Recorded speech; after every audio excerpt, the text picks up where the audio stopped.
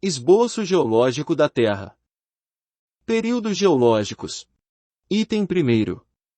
A Terra conserva em si os traços evidentes da sua formação. Acompanham-se-lhe as fases com precisão matemática, nos diferentes terrenos que lhe constituem o arcabouço. O conjunto desses estudos forma a ciência chamada geologia, ciência nascida neste século XIX e que projetou luz sobre a tão controvertida questão da origem do globo terreno e da dos seres vivos que o habitam.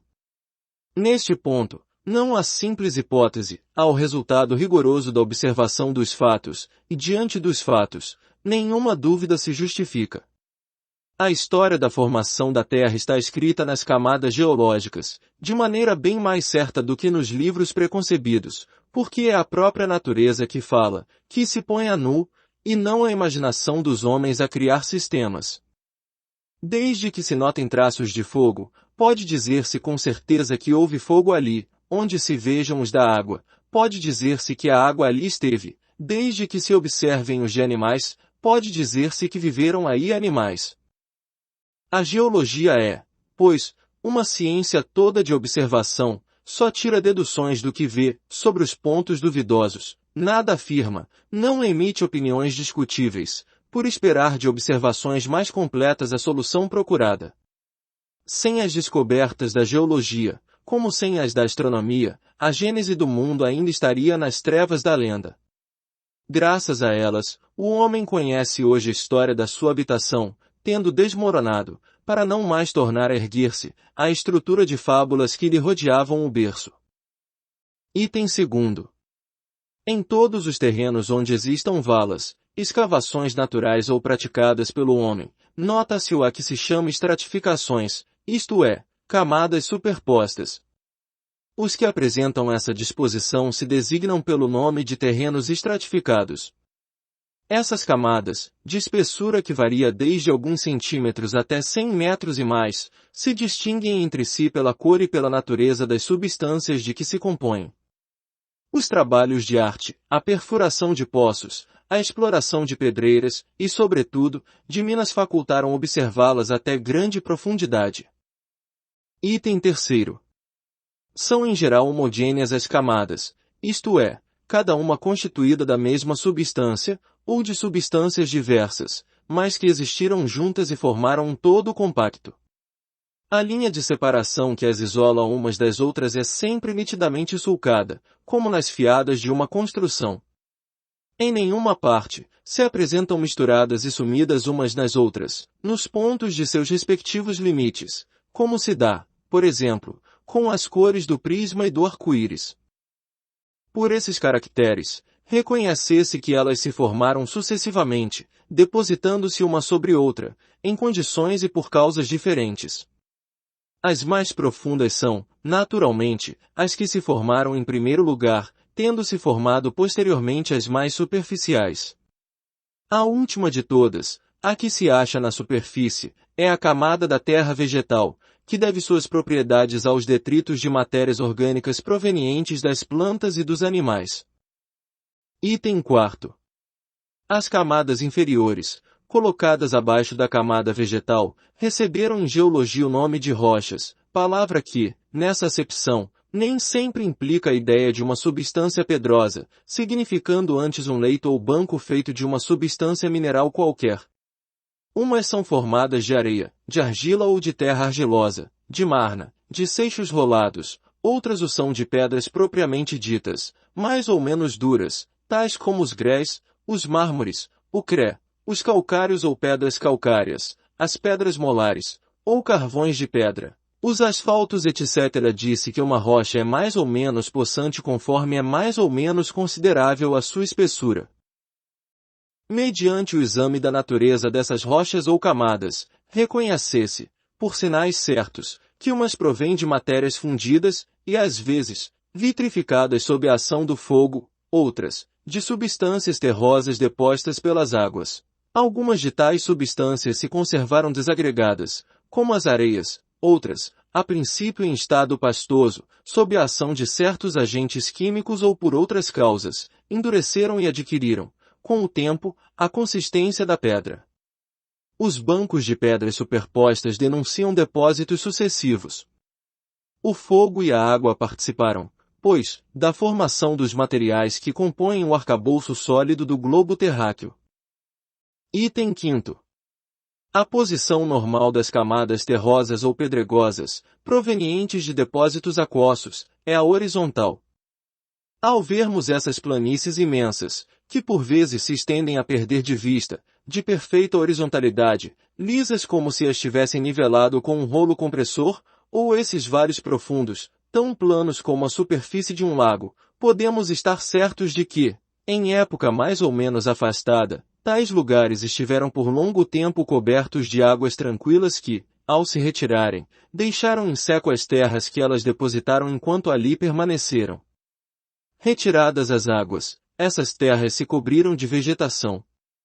Se, em vez de terras gordas, limosas, argilosas, ou marnosas, próprias a assimilar os princípios nutritivos, as águas apenas depositaram areias silicosas, sem agregação, temos as planícies arenosas que constituem as charnecas e os desertos, dos quais nos podem dar pequena ideia os depósitos que ficam das inundações parciais e os que formam as aluviões na embocadura dos rios. Item 6º. Conquanto a horizontal seja a posição mais generalizada e a que normalmente assumem as formações aquosas, não é raro verem-se, nos países montanhosos e em extensões bem grandes, rochas duras, cuja natureza indica que foram formadas em posição inclinada e, até por vezes, vertical. Ora, como, segundo as leis de equilíbrio dos líquidos e da gravidade, os depósitos aquosos somente em planos horizontais podem formar-se, pois os que se formam sobre planos inclinados são arrastados pelas correntes e pelo próprio peso para as baixadas. Evidente se torna que tais depósitos foram levantados por uma força qualquer, depois de se terem solidificado ou transformado em pedras. Destas considerações se pode concluir, com certeza, que todas as camadas pedrosas que, provindo de depósitos aquosos, se encontram em posição perfeitamente horizontal, foram formadas, durante séculos, por águas tranquilas e que, todas as vezes que se achem em posição inclinada, o solo foi convulsionado e deslocado posteriormente, por subversões gerais ou parciais, mais ou menos consideráveis. Item 7º. Um fato característico e da mais alta importância, pelo testemunho irrecusável que oferece, consiste no existirem, em quantidades enormes, despojos fósseis de animais e vegetais, dentro das diferentes camadas. Como esses despojos se encontram até nas mais duras pedras, há de concluir-se que a existência de tais seres é anterior à formação das aludidas pedras. Ora, se levarmos em conta o prodigioso número de séculos que foram necessários para que se lhes produzisse o endurecimento e para que elas alcançassem o estado em que se acham desde tempos imemoriais, chega-se forçosamente à conclusão de que o aparecimento de seres orgânicos na Terra se perde na noite das idades e é muito anterior, por conseguinte, à data que lhes assina a Gênese. Item 8º. Entre os despojos de vegetais e animais, alguns aqui se mostram penetrados em todos os pontos de sua substância, sem que isso lhes alterasse a forma, de matérias silicosas ou calcárias que os transformaram em pedras, algumas das quais apresentam a dureza do mármore. São as petrificações propriamente ditas. Outros foram apenas envolvidos pela matéria no estado de flacidez, são encontrados intactos, e alguns, inteiros, nas mais duras pedras. Outros, finalmente, apenas deixaram marcas, mas de uma nitidez e uma delicadeza perfeitas. No interior de certas pedras, encontrarão-se até marcas de passos, e pela forma do pé, dos dedos e das unhas, chegou-se a reconhecer a espécie animal a que pertenceram. Item 9. Os fósseis de animais absolutamente não contêm, e isso é fácil de conceber-se, senão as partes sólidas e resistentes, isto é, as ossaturas, as escamas e os cornos, são, não raro, esqueletos completos, as mais das vezes, no entanto, são apenas partes destacadas, que a procedência facilmente se reconhece. Examinando-se uma queixada, um dente, logo se vê se pertence a um animal herbívoro ou carnívoro. Como todas as partes do animal guardam necessária correlação, a forma da cabeça, de uma omoplata, de um osso da perna, de um pé, basta para determinar o porte, a forma geral, o gênero de vida do animal. 54 Os animais terrestres têm uma organização que não permite sejam confundidos com os animais aquáticos. São extremamente numerosos os peixes e os moluscos testáceos fósseis, só estes últimos formam, às vezes, bancos inteiros de grande espessura. Pela natureza deles, verifica-se sem dificuldade se são animais marinhos ou de água doce. Item 10. Os seixos rolados, que em certos lugares formam rochas formidáveis, constituem inequívoco indício da origem deles. São arredondados como os calhaus de beira-mar, sinal certo do atrito que sofreram, por efeito das águas.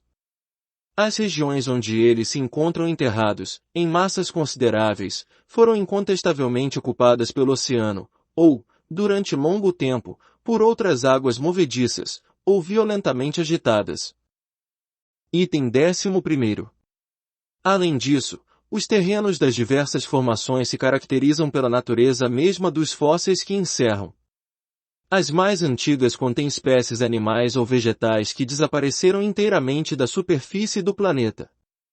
Também desapareceram algumas espécies mais recentes, conservaram-se, porém, outras análogas, que apenas diferem daquelas pelo porte e por alguns matizes de forma. Outras, finalmente, cujos últimos representantes ainda vemos, tendem evidentemente a desaparecer em futuro mais ou menos próximo, tais como os elefantes, os rinocerontes, os hipopótamos, etc. Assim, à medida que as camadas terrestres se aproximam da nossa época, as espécies animais e vegetais também se aproximam das que hoje existem. As perturbações, os cataclismos que se produziram na Terra, desde a sua origem, lhe mudaram as condições de aptidão para entretenimento da vida e fizeram desaparecessem gerações inteiras de seres vivos. Item 12. Interrogando-se a natureza das camadas geológicas, vem-se a saber, de modo mais positivo, se, na época de sua formação, a região onde elas se apresentam era ocupada pelo mar, pelos lagos, ou por florestas e planícies povoadas de animais terrestres. Conseguintemente, se, numa mesma região, se encontra uma série de camadas superpostas, contendo alternativamente fósseis marinhos, terrestres e de água doce, muitas vezes repetidas, constitui esse fato prova irrecusável de que essa região foi muitas vezes invadida pelo mar, coberta de lagos e posta a seco.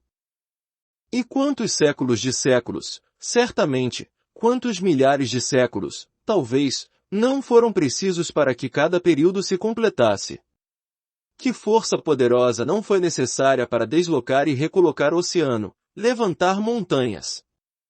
Por quantas revoluções físicas, comoções violentas não teve a Terra de passar, antes de ser qual a vemos desde os tempos históricos? E querer-se que tudo isso fosse obra executada em menos tempo do que o que leva uma planta para germinar. Item 13. O estudo das camadas geológicas atesta, como já se disse, formações sucessivas, que mudaram o aspecto do globo e lhe dividem a história em muitas épocas, que constituem os chamados períodos geológicos, cujo conhecimento é essencial para a determinação da gênese. São em número de 6 os principais, designados pelos nomes de períodos primário, de transição, secundário, terciário, diluviano, pós-diluviano ou atual. Os terrenos formados durante cada período também se chamam terrenos primitivos, de transição, secundários, etc. Disse, pois, que tal ou tal camada ou rocha, tal ou tal fóssil se encontram nos terrenos de tal ou tal período. Item 14. Cumpre-se note que o número desses períodos não é absoluto, pois depende dos sistemas de classificação. Nos 6 principais, mencionados acima, só se compreendem os que estão assinalados por uma mudança notável e geral no estado do planeta, mas a observação prova que muitas formações sucessivas se operaram, enquanto durou cada um deles. Por isso é que são divididos em 6 períodos caracterizados pela natureza dos terrenos e que elevam a 26 o número das formações gerais bem assinaladas, sem contar os que provêm de modificações devidas a causas puramente locais. Estado primitivo do globo. 15º item. O achatamento dos polos e outros fatos concludentes são indícios certos de que o estado da Terra, na sua origem, deve ter sido de fluidez ou de flacidez, estado esse oriundo de se achar a matéria ou liquefeita pela ação do fogo, ou diluída pela da água. Costuma-se dizer, proverbialmente, não há fumaça sem fogo. Rigorosamente verdadeira, esta sentença constitui uma aplicação do princípio, não há efeito sem causa. Pela mesma razão, pode-se dizer, não há fogo sem um foco. Ora, pelos fatos que se passam sob as nossas vistas, não é apenas fumaça o que se produz na Terra, mas fogo bastante real, que há de ter um foco. Vindo esse fogo do interior do planeta e não do alto, o foco lhe há de estar no interior e, como o fogo é permanente, o foco também o há de ser.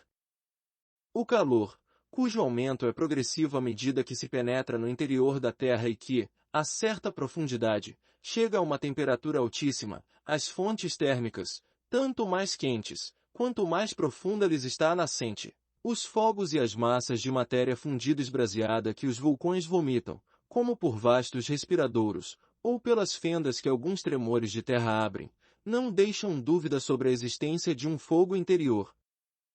16º item. A experiência demonstra que a temperatura se eleva de 1 grau a cada 30 metros de profundidade, donde se segue que, a uma profundidade de 300 metros, o aumento é de 10 graus, a 3.000 metros, de 100 graus, temperatura da água a ferver, a 30.000 metros, ou seja, 7 ou 8 léguas, de 1.000 graus, a 25 léguas, de mais de 3.300 graus, temperatura que nenhuma matéria conhecida resiste à fusão. Daí ao centro, ainda há um espaço de mais de 1.400 léguas, ou 2.800 léguas em diâmetro, espaço que seria ocupado por matérias fundidas. Conquanto não haja aí mais do que uma conjetura, julgando da causa pelo efeito, tem ela todos os caracteres da probabilidade e leva à conclusão de que a Terra ainda é uma massa incandescente recoberta de uma crosta sólida da espessura de 25 léguas no máximo, o que é apenas a 100ª parte do seu diâmetro. Proporcionalmente, seria muito menos do que a espessura da mais delgada casca de laranja. Aliás, é muito variável a espessura da crosta terrestre, porquanto as zonas, sobretudo nos terrenos vulcânicos, onde o calor e a flexibilidade do solo indicam que ela é pouco considerável. A elevada temperatura das águas termais constitui igualmente indício de proximidade do foco central. 17º item.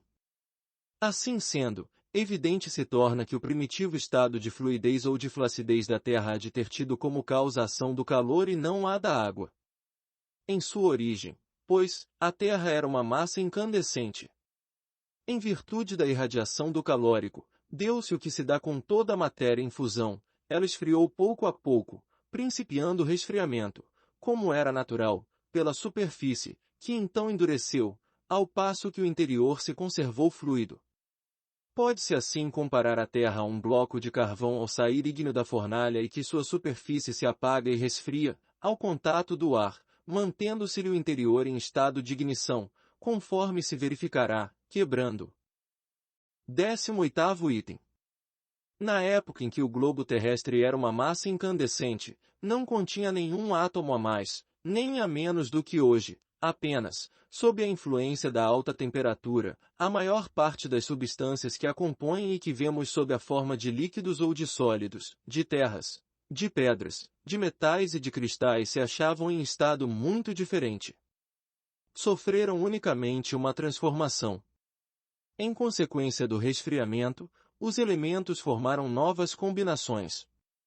O ar, enormemente dilatado, de certo se estendia a uma distância imensa, toda a água, forçosamente transformada em vapor, se encontrava misturada com o ar, todas as matérias suscetíveis de se volatilizarem, tais como os metais, o enxofre, o carbono, se achavam em estado de gás. O da atmosfera nada tinha, portanto, de comparável ao que é hoje, a densidade de todos esses vapores lhe dava uma opacidade que nenhum raio de sol podia atravessar.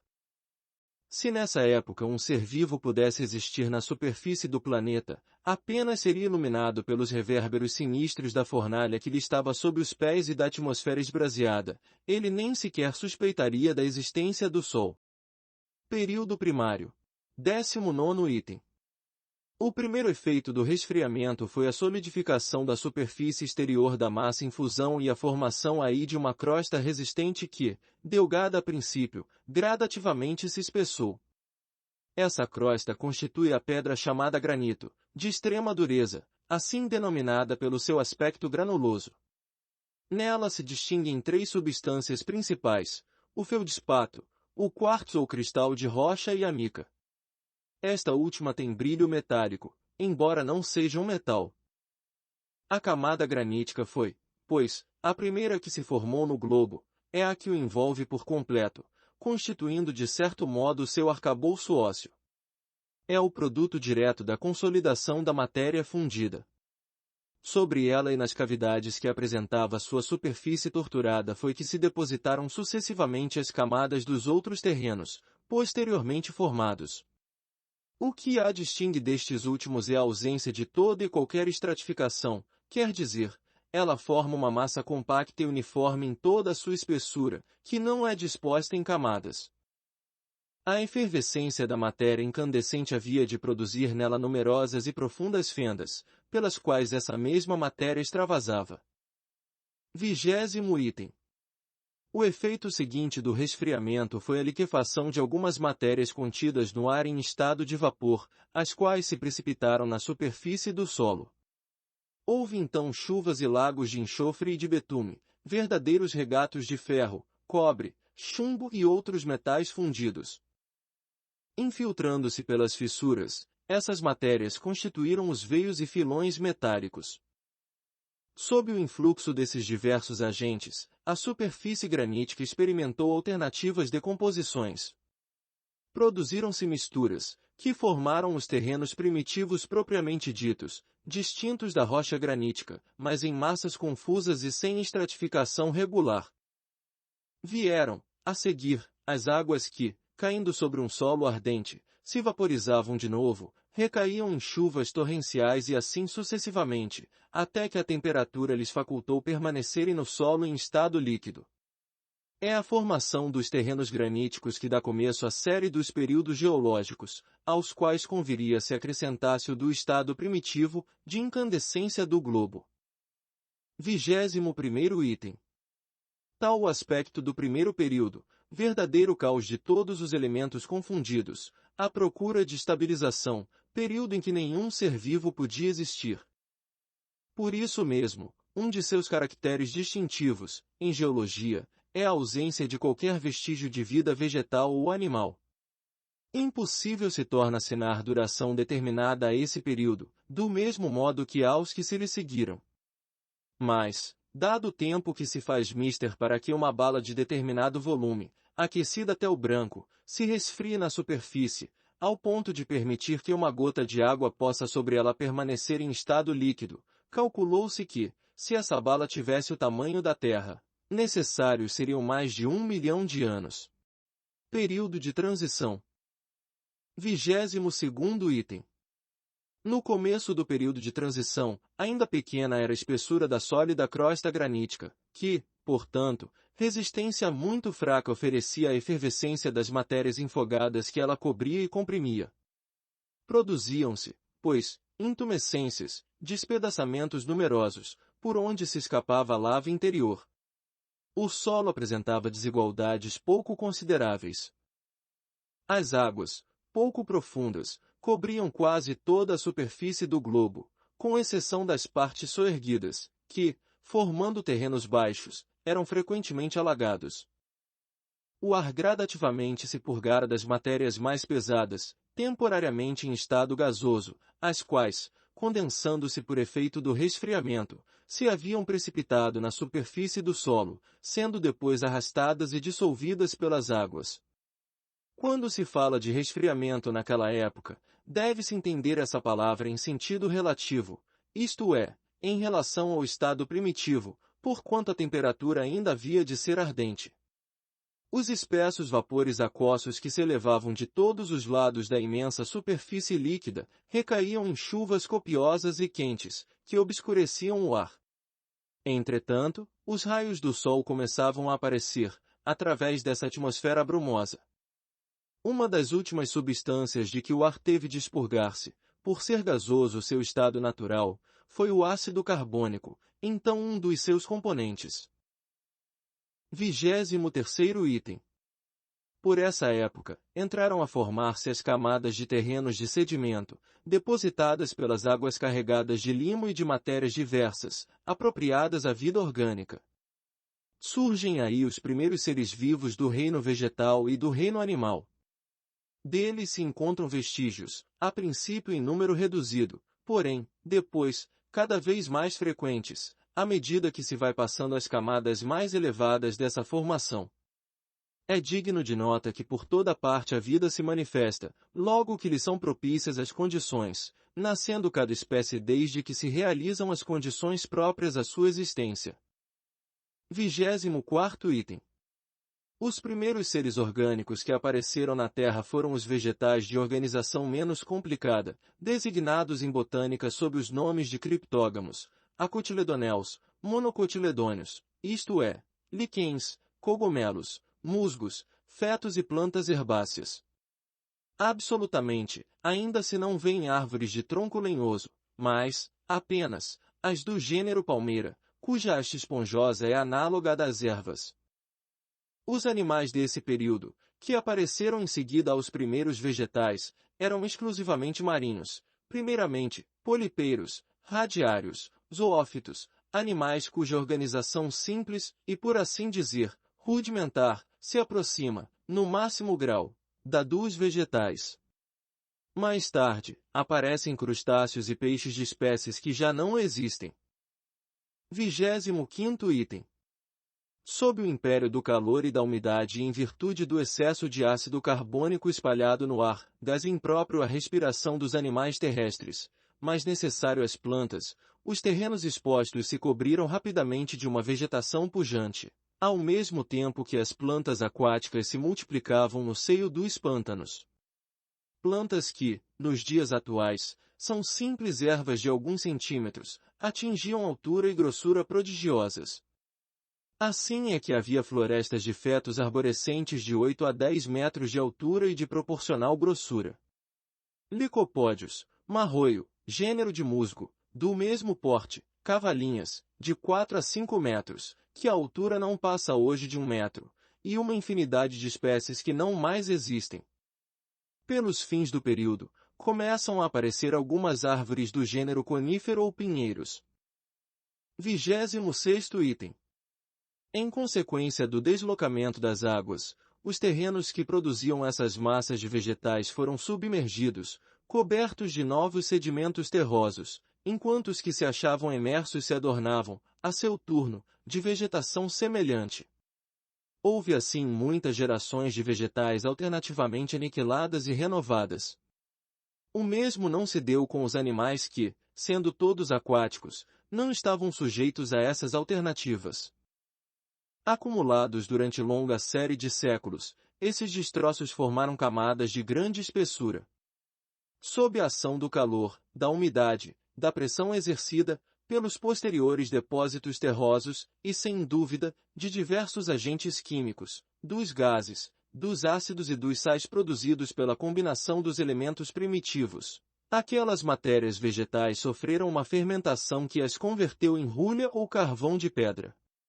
As minas de rulha são, pois, produto direto da decomposição dos acervos de vegetais acumulados durante o período de transição. É por isso que são encontrados em quase todas as regiões. 27º item. Os restos fósseis da pujante vegetação dessa época, achando-se hoje sob os gelos das terras polares, tanto quanto na zona tórrida, segue-se que, uma vez que a vegetação era uniforme, também a temperatura o havia de ser. Os polos, portanto, não se achavam cobertos de gelo, como agora. É que, então, a Terra tirava de si mesmo o calor, do fogo central que aquecia de igual modo toda a camada sólida, ainda pouco espessa. Esse calor era superior de muito ao que podia provir dos raios solares, enfraquecidos, ademais, pela densidade da atmosfera. Só mais tarde, quando a ação do calor central se tornou muito fraca ou nula sobre a superfície exterior do globo, a do Sol passou a preponderar e as regiões polares, que apenas recebiam raios oblíquos, portadores de pequena quantidade de calor, se cobriram de gelo. Compreende-se que na época de que falamos e ainda muito tempo depois, o gelo era desconhecido na Terra. Deve ter sido muito longo esse período, a julgar pelo número e pela espessura das camadas de rúria.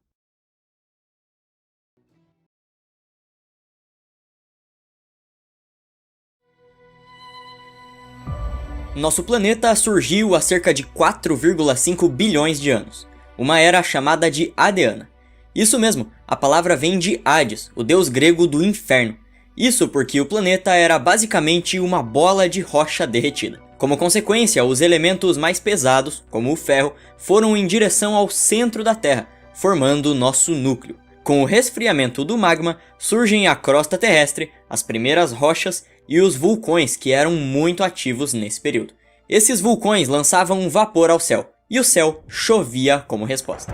Além disso, cometas e asteroides trouxeram água aos montes de fora do planeta. Então surgem os primeiros oceanos, e aqui entramos no pré-cambriano.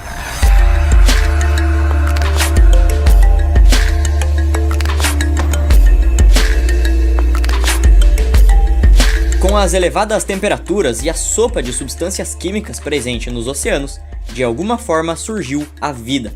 Eram basicamente organismos unicelulares que realizavam fotossíntese, o que gerava oxigênio para os oceanos. Esse oxigênio começou a reagir com o ferro que havia na água, formando os grandes depósitos minerais que exploramos hoje. Finalmente começam a surgir os primeiros seres pluricelulares, ou seja, com várias células. E esse evento nos leva a uma etapa grandona que perdura até hoje, chamada de Éon Fanerozoico. Deixe-me explicar. Faneros significa visível e zoico, vida. Essa etapa da história da Terra cobre todo o período em que há vida visível ou pluricelular, e é dividida em 3 eras: Paleozoica, Mesozoica e Cenozoica. O primeiro período da era Paleozoica é o Cambriano, caracterizado pela explosão cambriana, um aparecimento muito rápido de grande biodiversidade marinha. Logo surgiriam até mesmo os primeiros peixes. No entanto, a vida só acontecia no mar. Isso porque os raios ultravioleta impediam que qualquer coisa sobrevivesse na crosta. Oh, e agora? Quem poderá me defender? O ozônio! A formação da camada de ozônio fez um escudo que defendia a Terra dos raios UV e permitiu que as primeiras plantas vasculares surgissem em terra. Logo, essas plantas se tornaram florestas, e quando tem comida fora da água, o consumidor vai atrás. Assim surgem os primeiros peixes com pulmões que deram origem aos anfíbios. Tava tudo indo muito bem, plantas fazendo fotossíntese, peixes no mar, vida na terra, surgiram até alguns insetos voadores para preencher os céus. Então era hora de uma grande extinção. Uma cadeia de vulcões na Sibéria começou a entrar em erupção, tipo, todos os vulcões ao mesmo tempo. E eles ficaram ativos por mais de 1 milhão de anos, o que cobriu o planeta de detritos e foi a maior extinção em massa da nossa história, eliminando mais de 96% da vida na Terra. Os animais que sobreviveram cresceram em um tamanho colossal e se tornaram o que hoje conhecemos como dinossauros. Essa é a Era Mesozoica, e é dividida em Triássico, Jurássico e Cretácico.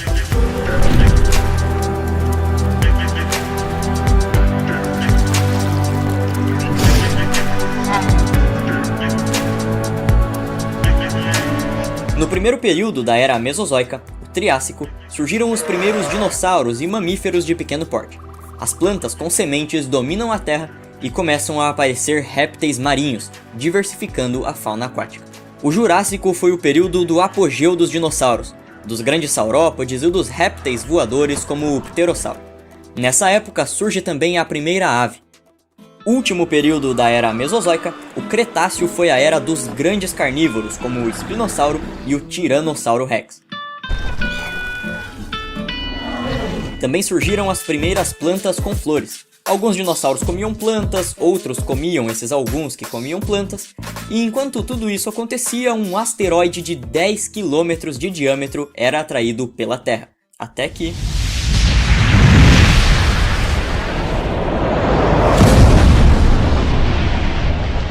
o impacto do meteoro ativou vulcões, provocou tsunamis e criou uma densa camada de poeira que impedia a passagem da luz solar. Esses eventos extinguiram 75% das espécies do planeta.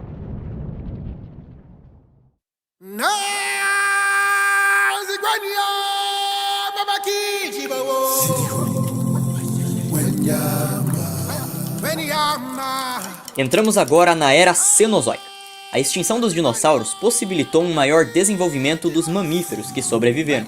Surgem as primeiras baleias, aves modernas e primatas. A atividade tectônica deu origem às cordilheiras de montanhas atuais, como os Alpes, o Himalaia e os Andes. Os mamíferos se desenvolveram cada vez mais e surgem os primeiros hominídeos, que vão evoluir para se tornar uma espéciezinha chamada Homo sapiens.